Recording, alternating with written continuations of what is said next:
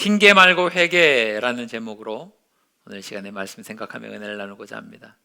제가 2003년도에 처음으로 목회 나오게 되었을 때 참 미숙함이 너무나 많았습니다. 지금도 참 부족한 게 많은 사람인데 지금쯤 와서 돌아보니까 그때의 담임 전도사로서 교회를 세워나가려고 하는 제 모습 가운데 미숙한 모습들이 너무나 많아서 생각만 하면 여러분 그런 거 있으시죠? 생각하면 얼굴 뜨거워지는 거. 아무도 모르는데 혼자 생각하면 너무 부끄럽고 혼자 생각하면 막 쥐구멍이라도 숨고 싶은 그런 거 있지 않습니까? 제가 처음에 2003년도에 목회 나왔을 때에 저희 교회에 승합차 한 대가 있었습니다. 그레이스 승합차였는데 제가 저희 교회 2대 목사잖아요. 저희 전임 목사님이 이렇게 저한테 승합차 한 대를 이렇게 마련해 주시고 하셨습니다. 물론 그 어려운 개척교회에서 할부금 내는데 정말 힘들었습니다. 네, 아무튼 그 차가 있었는데 제가 볼 때나 저희 사모님이 볼 때도 그게 참 애물단지 같았습니다. 그 마음으로는 그랬어요. 왜냐하면 주일날 오는 예배 드리는 성도님들이 승합차 한 대를 못 채워요. 그러니까 저희는 또 목회 나올 때 승용차, 작은 승용차 하나가 있었거든요. 그러니까 개인적으로 움직이거나 교회에서 운행할 때도 거의 그 승용차가 편했지 승합차는 12인승이니까 길기도 길고 운행 빈도도 많지 않고 그랬던 차가 있었습니다. 그래서 주로 저희 교회 승합차는 주차장도 없으니까 담벼락 옆에 주로 많이 세워져 있는 그런 모습이 있었죠. 어느 날 보니까 조수석 쪽에 타이어가 구멍이 났는데 그 펑크가 나서 완전히 주저앉아 있는 거예요. 평상시에 봐도 별로 탐탁지 않게 여기는 그 차가 어느 날 보니까 구멍이 나 있는 거죠. 그러니까 속에서 이렇게 울컥하는 마음이 들었습니다. 그러면서 왜 그랬는지 모르겠는데 야, 이 동네 이상하다. 멀쩡하게 서 있는 차에 누가 구멍을 내고 다니는구나. 이게 말이 안 되는 거지 않습니까? 근데 혼자서 그런 생각을 하게 되었습니다. 야, 이 동네 혹시 누가 우리 교회에 억하심정이 있어서 타이어에다가 구멍을 내고 도망간 거 아닌가? 며칠 전만 해도 멀쩡했는데 왜 이렇게 주저앉아 있지? 근데 그때는 너무 미숙해서 그런 원망들이 좀 있었나 봅니다. 사실은 지금 생각하면 그게 얼마나 부끄러운 일인지 몰라요. 그 관리를 못한 제 책임이죠. 온전히 제 책임입니다. 타이어를 관리하고 자동차 교회 차량을 관리하는 것도 제 책임이었는데 그냥 그걸 직시하고 싶지 않았던 마음이 있었던 것 같습니다. 핑계거리를 찾는데 그냥 그 이유를 다른 누군가에게는 돌리고 싶었나 봅니다. 그래서 혼자서 씩씩대면서 야, 이건 어떻게 된 거야? 라고 하면서 그 뒤처리를 좀 분노에 가득 차서 했었던 기억이 있습니다. 참 부끄럽죠. 여러분들은 이런 기억이 없으십니까? 우리는 살면서 때로는 실수를 하고 잘못을 저지르기도 합니다. 누구도 완벽하지 않으니까 그럴 수는 있죠. 그런데 어떤 분들은 그 실수와 그 잘못을 통해서 인생이 성숙으로 나아가는 분들이 있습니다. 실수했지만 잘못했지만 그것을 반면교사 삼아서 야, 이렇게 내가 실수하고 연약하구나, 그러지 말아야지 하면서 조금 더 분발하면서 인생을 잘 만들어가는 분들이 있는 반면, 또 어떤 분들은 성장하거나 성숙하기는커녕 똑같거나 혹은 비슷한 실수와 잘못을 반복합니다. 계속해서 반복하는 거죠. 그러니까 왜 그런 차이가 일어날까요? 전자였던 분들은 그 실수와 잘못을 통해서 이걸 인정하는 거죠. 야, 내가 잘못했어. 내가 부족했어. 이 부분을 좀 채워나가야지. 그 실수를 다시 반복하지 않기 위해 노력을 합니다. 그러면 그 실수와 잘못은 성장의 밑거름이 될 수 있죠. 그런데 반면에 어떤 분들은 쉬운 선택지를 찾아요. 이걸 받아들이고 인정하는 게, 내 실수와 잘못을 인정하고 받아들이는 게 쉽지 않거든요. 마음이 불편하기도 하고요. 생각처럼 되지 않습니다. 그러다 보니까 쉬운 선택지를 찾아서 핑계를 찾습니다. 내가 이렇게 실수한 건 무엇 때문이야? 내가 이렇게 잘못하고 이렇게 된 것은 어떤 사람이나 어떤 환경 때문이냐, 무엇 때문이야? 라고 그 뒤로 숨습니다. 그러면 악순환이 시작되는 거예요.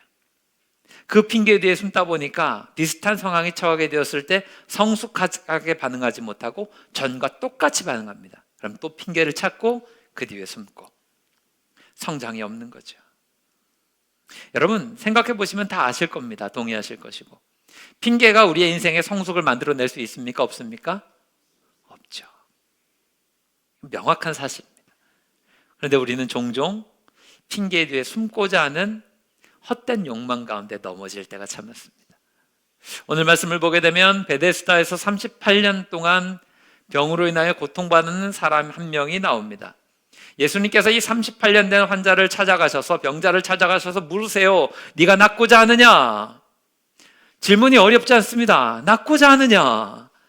그러면 우리는 당연하게 예, 예수님 낫고 싶습니다, 이런 대답을 해야 되는데 병자는 전혀 다른 답을 하죠. 물이 움직일 때 나를 못에 넣어주는 사람이 없어서 다른 사람들이 먼저 들어갑니다. 이 이야기를 해요. 이 말인즉슨 마음 가운데 맺힌 것이 그만큼 많다라고 하는 이야기가 될 수 있죠. 근데 예수님은 그 이야기를 들은 척도 안 하세요. 그리고 아주 예수님의 솔루션은 심플하죠. 내 자리를 들고 가서 걸어가라. 네 자리를 들고 그냥 걸어가. 이 대화의 흐름이, 제가 이 베데스다에 관한, 요한복음 5장에 관한 설교를 할 때마다 늘 강조하는데 대화의 흐름이 이상합니다. 낫고 싶니? 예, 예수님 낫고 싶습니다. 네 자리를 들고 걸어가라. 이 흐름들이 이렇게 쭉 이어져야 되는데 중간에 뭔가 이상해요. 다른 사람들이 나보다 먼저 들어갑니다. 나를 못에 넣어주는 사람이 없습니다. 이 38년 동안 베데스다 연못가에서 병으로 인하여 고통받는 이 사람은 인간적으로 보면 좀 안타까운 마음이 들 수도 있습니다. 딱 들어보면 불쌍하잖아요. 38년 동안 나를 못에 넣어주는, 도와주는 사람이 아무도 없고 다른 사람들이 먼저 뛰어들어갑니다. 안타깝지요. 그러면 우리 인간적으로 이렇게 이야기할 수 있지 않겠습니까? 얼마나 힘드세요. 고생 많으시네요. 어떻게 내가 병 고쳐줄 능력은 없는데 어떻게 말벗이라도 좀 해드릴까? 아니면 어디 가갖고 상담이라도 좀, 이 몸도 아프지만 마음도 아프신 것 같은데 가갖고 좀 상담 받으시면서 마음이라도 좀 이렇게 편하게 하셔야 되지 않겠나? 그런데 예수님은 그렇게 하지 않으셨어요. 오늘 말씀을 보게 되면 이 사람의 병이 낫는 과정이 굉장히 심플함을 보여줍니다. 일단은 가장 중요한 것, 이 사람이 만나야 될 사람을 만납니다. 그분이 누구예요? 예수님이에요. 예수님 만나니까 모든 문제가 해결돼요. 여러분에게도 동일한 은혜가 있기를 바랍니다. 우리에게도 동일한 역사가 있는 줄 믿으시기 바랍니다. 그러니까 아주 심플해요. 예수님을 만나면 병이 나아요. 예수님의 말씀을 들으면 병이 나아요. 예수님 말씀대로 순종하니까 병이 38년 동안 자기를 괴롭혔는데 나아요. 이게 귀한 은혜인데, 여기서 우리가 좀 관심 가져야 될 것은 이것입니다. 오늘 말씀의 포인트는 예수님은 이 38년 된 병자의 핑계에 관심도 갖지 않으신다라고 하는 거죠. 내가 이렇게 38년 동안 이렇게 누워있는 게 나를 도와줄 사람이 없기 때문이고 나보다 먼저 이 베데스다 연못에 들어가는 사람들 때문입니다 라고 하는 이야기에 동정도 표하지 않으세요. 어휴, 얼마나 힘들었어. 어휴, 힘들었지. 그래, 38년은 작지 않은 시간일 텐데 괴로웠을 거야. 힘내라. 토닥토닥거리지 않으세요. 관심도 없으세요. 저는 오늘 이 말씀 속에 예수님의 모습이 여러분 뇌리에 좀 각인이 되었으면 좋겠습니다. 여러분, 우리는 살아가다 보면 누구나 다 적어도 한두 개쯤은 핑계거리가 있습니다. 목사님, 신앙생활 할 때 또 특별히 그런 거 있잖아요. 목사님, 제가 옛날에는요 얼마나 열정적으로 예배드렸고 얼마나 예수님 잘 섬긴지 몰라요. 제가 진짜 교회에서 봉사도 많이 하고 헌금도 많이 하고 제가 정말 앞장서서 뭘 했습니다. 내가 찬양도 열심히 하고 예배도 열심히 하고 믿음생활 열심히 했습니다. 근데 지금은 직장 때문에 좀, 우리 집에 잘 살다가요 목사님 망했어요. 돈 때문에 지금 되게 쪼들리고 어렵거든요. 그래서 옛날엔 되게 열심히 했는데 그렇지 못해요. 목사님, 요즘에 내가 좀 마음이 좀 힘들어서, 안 그랬었는데 요즘엔 좀 사람들한테 상처도 받고 치이고 좀 그래서 내가 옛날 같지 못해요. 실망한 모습들이, 실망스러운 일들이 좀 벌어져서 좀 어렵습니다. 여러분, 따지고 보면 얼마나 많습니까? 핑계거리 찾다 보면 수도 없습니다.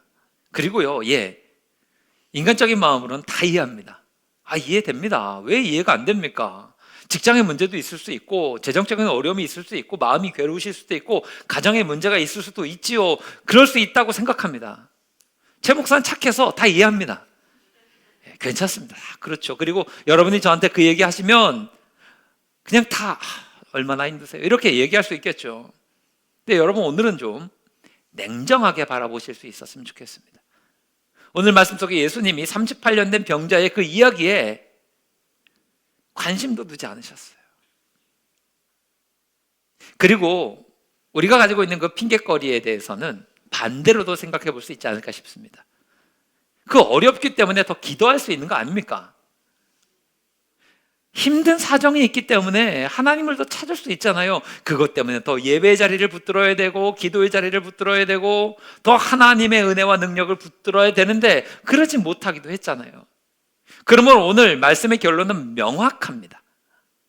핑계 뒤에 숨지 맙시다.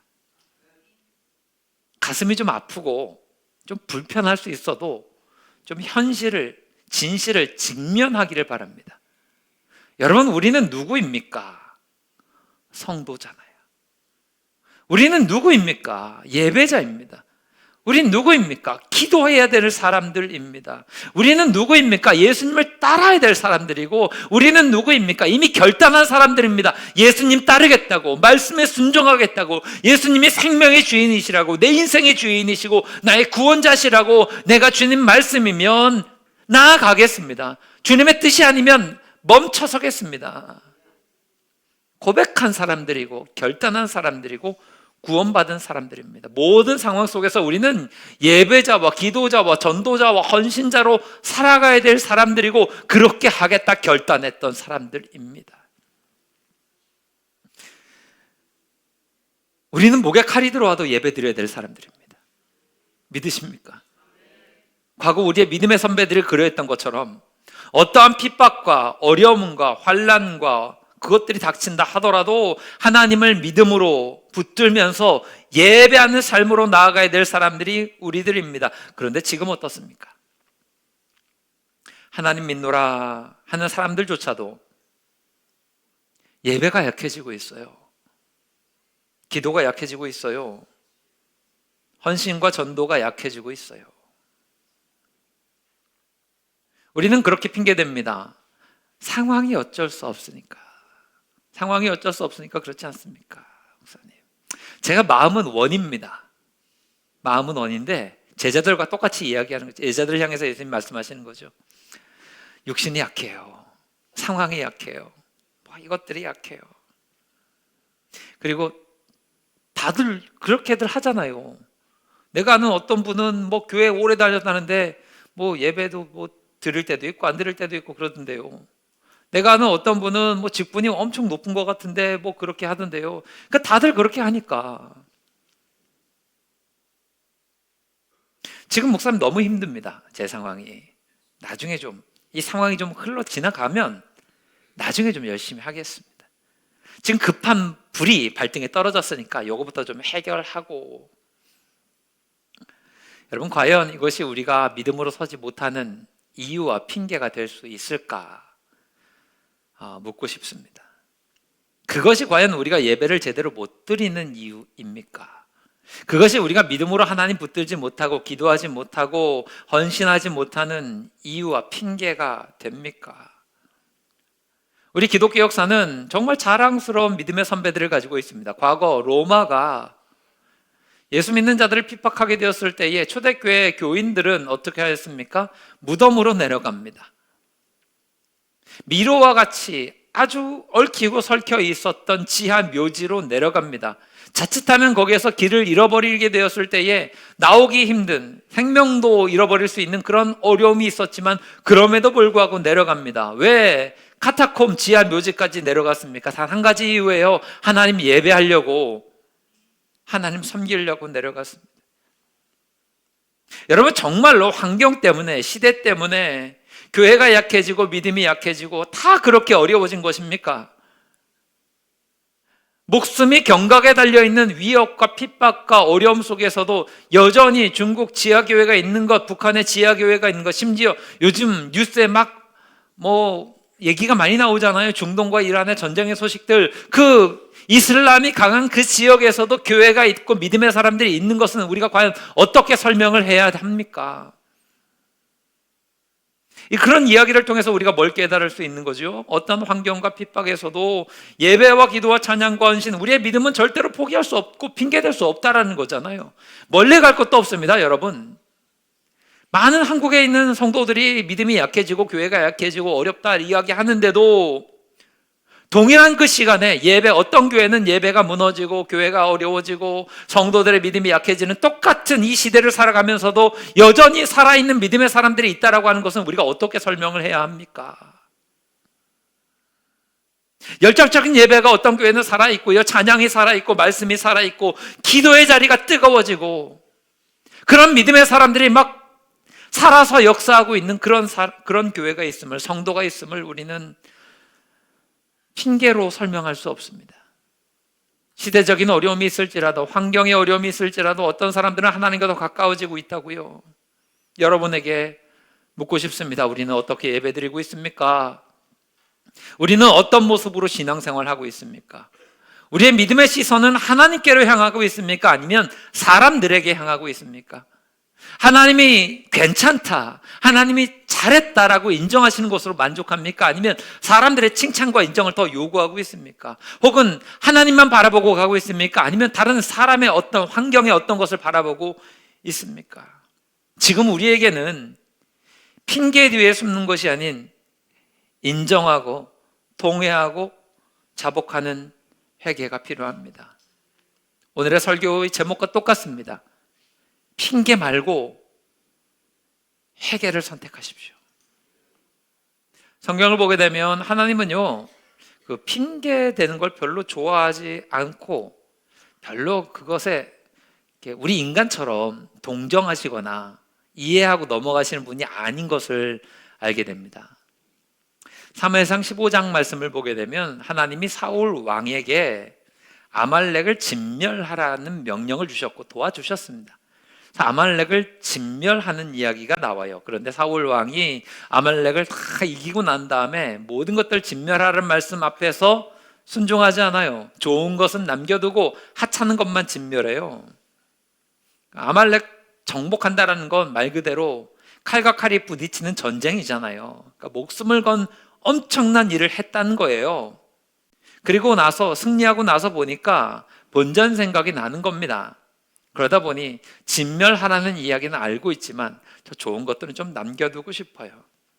분명히 하나님 말씀은 알고 하나님 명령도 알았지만 명령 어기고 좋은 것은 남겨두고 잡아왔어요. 사무엘 선지자가 책망하잖아요. 이게 무슨 일입니까? 진멸하라 그랬는데 왜 양과 소를 잡아왔습니까? 핑계를 대죠? 사실 내가 다 죽이려고 했어요, 선지자님. 그런데 백성들이 그렇게 얘기하더라고요. 백성들이 뭐라고 이야기하냐면, 야, 이 좋은 것들이 있는데 이거 하나님 앞에 제물로 드리면 좋지 않겠습니까? 이게 사울 왕의 핑계였습니다. 나중에 제사 드릴 때 이거 다 제물로 쓰면 되지 않겠습니까? 사실은요, 아말렉과의 전쟁이 하나님께서 원하셨던 제사이고 진멸하라고 했던 그 모든 것들이 하나님께 드려지는 제물이라고 생각할 수도 있는데 핑계거리를 찾는 거예요. 좋아 보이는 것 따로 남겨두고 하나님 요거 나중에 드릴 거예요. 나중에. 지금 당장 드리라고 하셨는데 백성들이 그러라잖아요. 명분을 찾고 핑계를 찾습니다. 그 말이 끝나자마자 하나님이 사무엘 선지자를 통해서 뭐라고 이야기해요? 왕이 여호와의 말씀을 버렸으니 하나님께서도 왕을 버리시겠다고. 핑계를 좋아하지 않으시고 넘어가지도 않으세요. 아담과 하와를 보십시오. 아담과 하와가 얼마나 많은 하나님의 은혜를 입었습니까? 동산의 모든 실과를 다 누릴 수 있어요. 동산의 모든 것을 다 관장할 수 있게 해주셨어요. 딱 한 가지 제한만 주셨어요. 선과 악을 구분하는 나무의 열매는 먹지 말아라. 이게 어려운 이야기가 아닙니다, 여러분. 해석이 필요한 어떤 난해한 난해구가 아닙니다. 다 해도 괜찮아?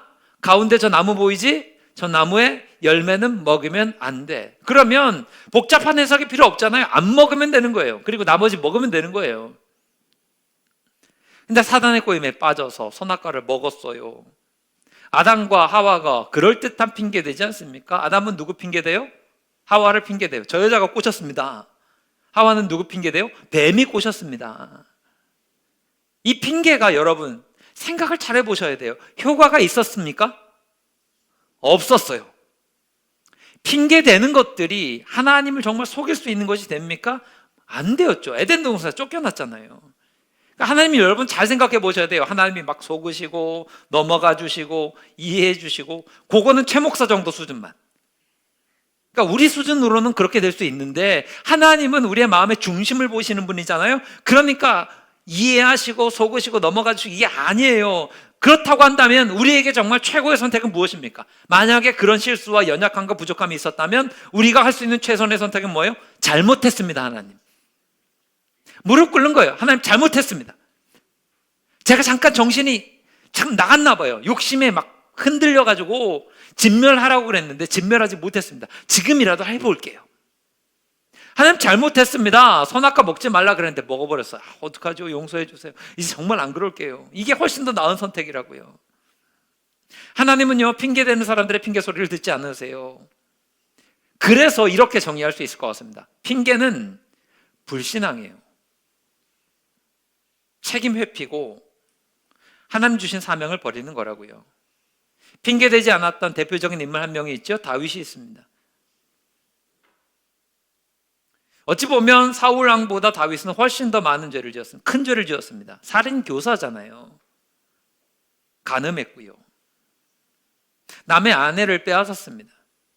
그리고 그걸 감춰보려고 남편이었던 우리아를 전쟁터 맨 앞에 보내서 죽게 만들어 버렸습니다. 큰 죄지요. 나단 선지자가 와서 책망합니다. 그러면 나는 왕이지 않습니까? 얼마든지 핑계대고 이유대면서 이 모든 일들을 무마시킬 수 있었습니다. 아니, 저 여자가 지금 내가 왕궁에서 뻔히 보이는 그 옥상에서 다른 사람 안 보이고 나만 보이는데 뻘거벗고 목욕하고 있는데 어떡하냐고. 불렀는데 거절 안 하고 왔는데 내가 어떡하냐고.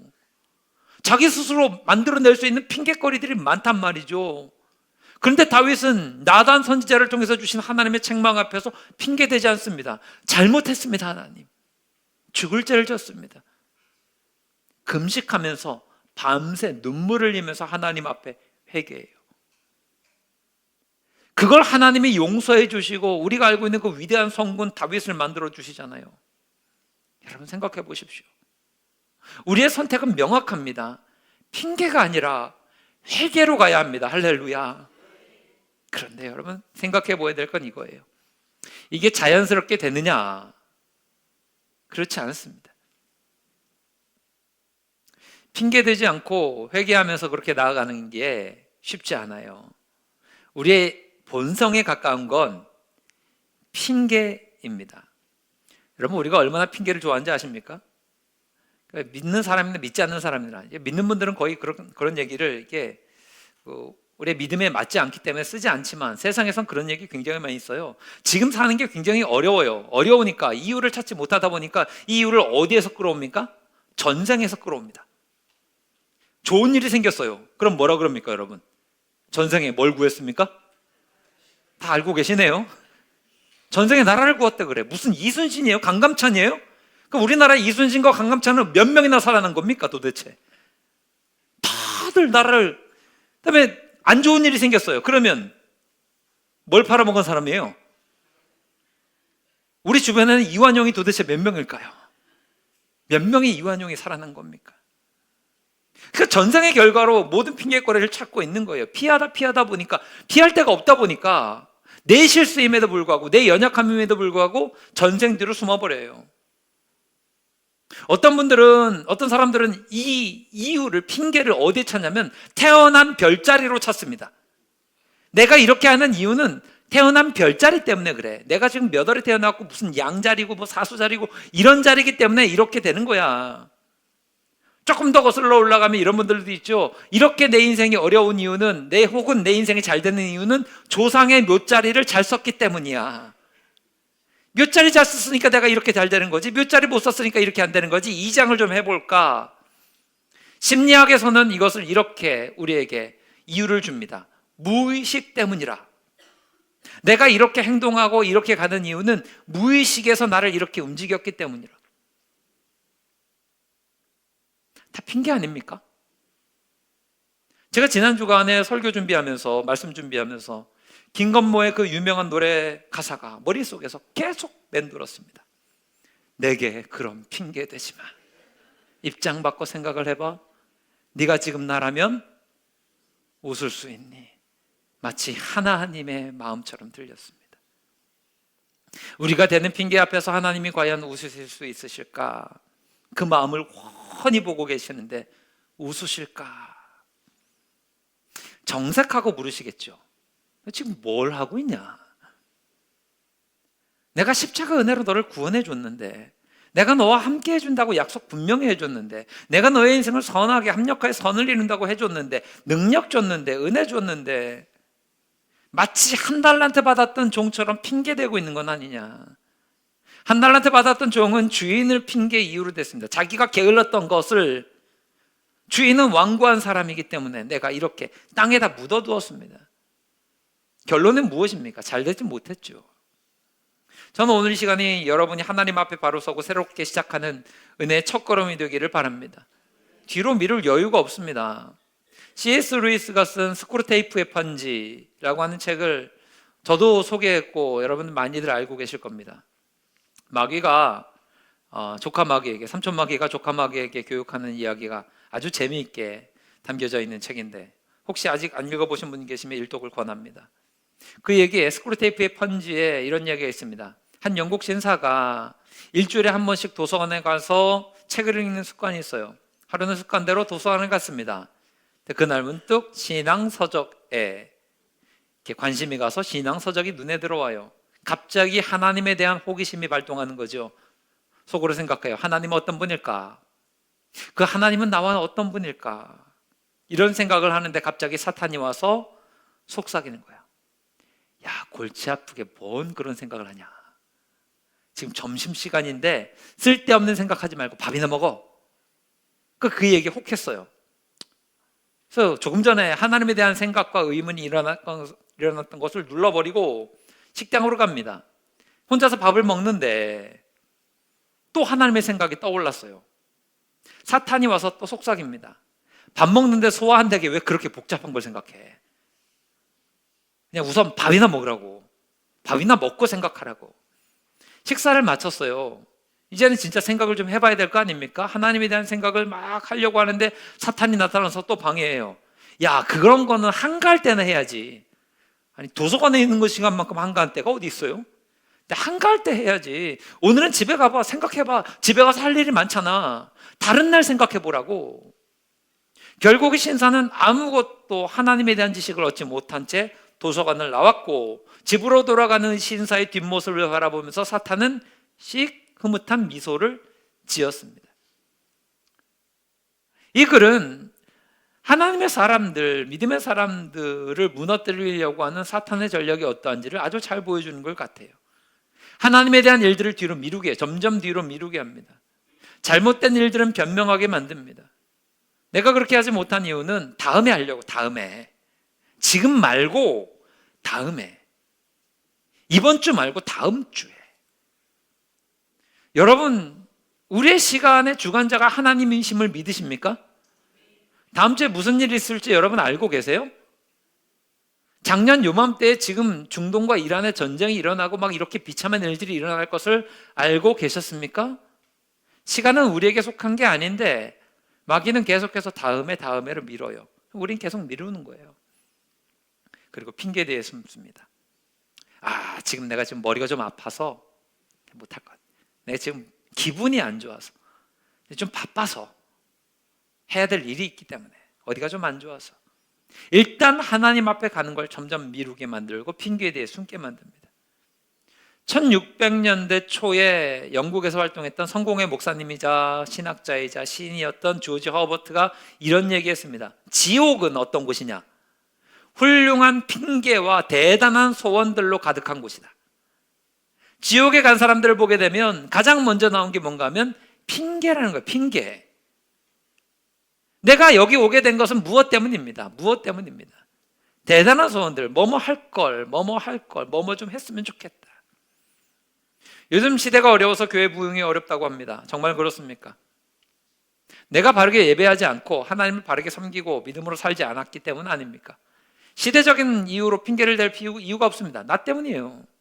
내가 믿음으로 서지 못했기 때문입니다. 나 하나가 바로 서고 나 하나가 열정으로 가지고 주님을 섬기면 되는데 나 하나 무너지고 같이 무너지는 거죠. 도미노예요.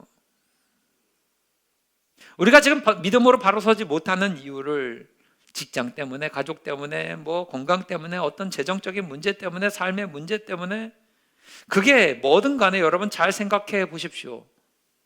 좀 괜찮았을 때는, 여러분의 믿음의 상태는 괜찮았습니까? 좀 재정적으로 좀 괜찮았을 때는 그때는 좀 괜찮고, 건강적으로 괜찮았을 때는 정말 하나 흠결 없고, 뭐 집에 문제가 없었을 때는 정말 하나님을 열심히 섬기고, 그리고 정말 그거 없으면 잘 할 겁니까? 핑계대지 말고 회개하기를 바랍니다. 오늘 이 시간에 언제 내가 정말로 진심으로 자복하고 통회하고 회개하며 눈물을 흘렸는가 돌아보았으면 좋겠습니다. 지금 우리에게 필요한 건 핑계가 아니라 회개입니다.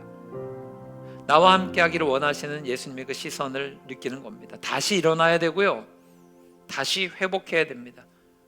가장 좋은 시기 아닙니까? 십자가 앞에 설 수 있는 이 귀한 사순절에 느슨해지는 우리의 믿음의 모습을 다시 한번 붙들고 하나님 앞에서 굳건한 믿음으로 설 수 있는 즐거운 게 모든 가족 여러분들 되시기를 주님의 이름으로 축원합니다.